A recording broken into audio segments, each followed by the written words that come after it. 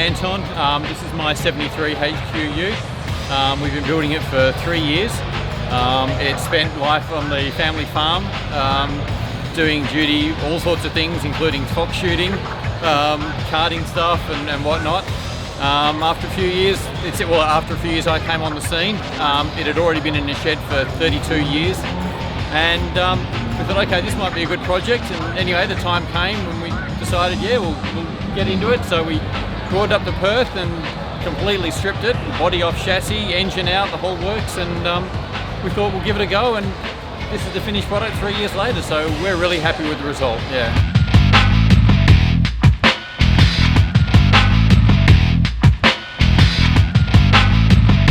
Been out.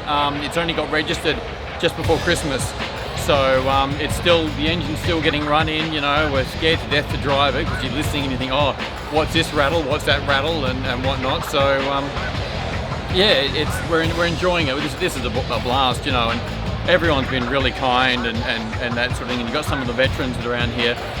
They've been fantastic. They've said, oh, this is good, you've done this, and you know, they say you can change this or do that, but everyone's been so kind and said the people here have been, the responses from the public have been great, sort of thing, so we're thrilled. Yeah.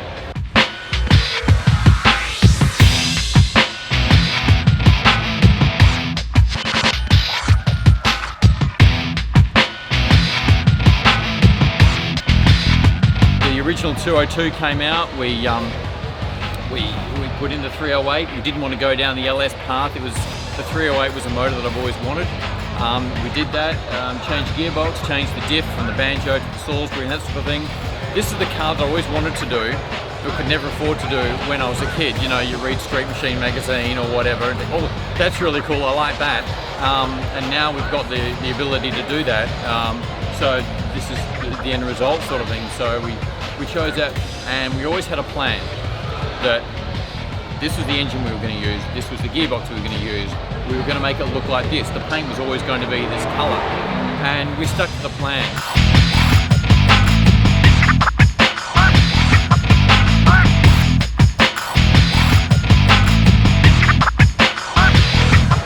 Honestly, at the moment, it's still nerve-wracking driving it. Again, like I said before, I'm not sure of what's normal for this car yet. You know, is this noise normal? That look, it drives beautifully.